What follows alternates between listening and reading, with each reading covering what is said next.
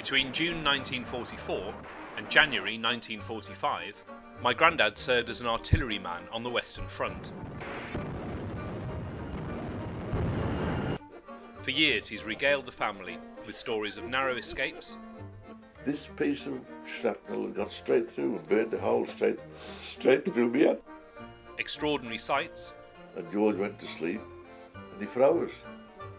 Taking part in famous battles. Going over the bridge at Idaho and we got shelled. And entertained us with tales of his escapades. In the build-up to D-Day, the 81st Field Regiment of the Royal Artillery moved to a blitz-damaged area of East London. They'd cleared all the bomb damage and they put barbed wire around us so we shouldn't escape. There was a way of getting them through the barbed wire, across to the pub, never mind. Did you do that? Eh? Did you go through the bomb? Oh, yes. You had to get one of your, well, perhaps two of your pals, one to stand on the bottom wire and somebody to hold the middle wire up so that you could so you could get through, frog through. Oh, nobody knew where the second front was going to start. But we had a pay parade and we were paid out in French francs. So how do you get a pint of beer if you got no English money? Our sergeant major, he would trade you 15 shilling in actual money if you gave him the equivalent of £1 in French francs, and that's the only way in which you can hope to get across to the pub for a quick for a quick drink. And we moved from there to Tilbury docks, and then we loaded up from Tilbury. We had to help load the boat.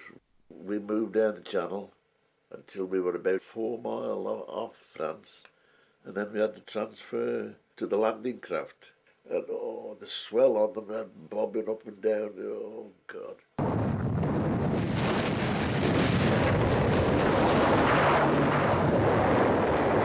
The Royal Navy, with their boats, first time that we heard a battleship fire broadside, God, it frightened us to death.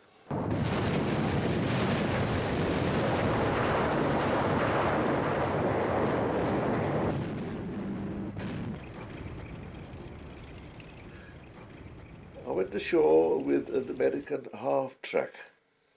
You only had a little, about that big, for driving through. The job was driving close to the front lines with the senior forward observation officer who spotted for the artillery. He was a major. Under his seat he had a box, and the old man used to keep his bottle of rum there, and he left the lock. He left the lock off, and I thought, mate, you committed a sin here, and we pinched it. And the old man he never found out. He couldn't understand. He came to the conclusion that he must have left it somewhere. Well, he did. He left it in his box, in the box unattended. A month-long battle was raging over the strategically vital Hill 112, west of Caen.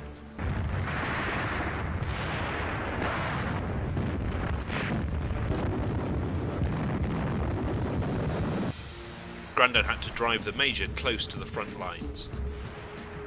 Hill 112, we was on this side of the hill, and the other side of the hill were the Germans.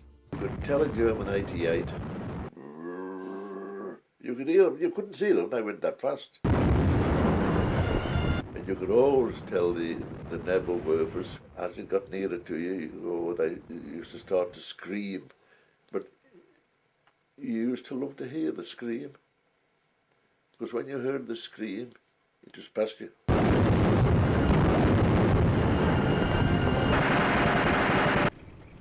By the end of July, the battle for Hill 112 had been won.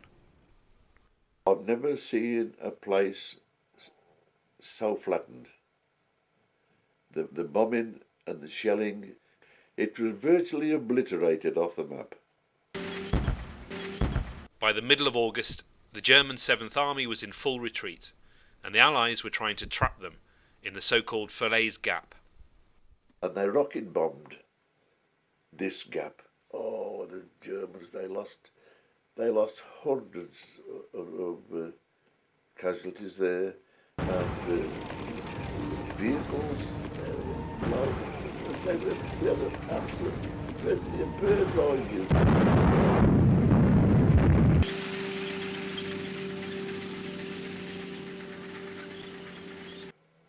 We were billeted in a farmyard, and there was these hens and ducks waddling about. You would hear these hens cluck, cluck, and you could always gamble after they'd done the clucking. That was when they'd laid an egg, and we'd take the egg away from him, and that's how we used to have a fry-up, you know. The farmer coming, he couldn't couldn't understand why his fowl had gone off laying. I hadn't been laying, but we'd beat him to it. Oh, God, I'm not dead, tell you.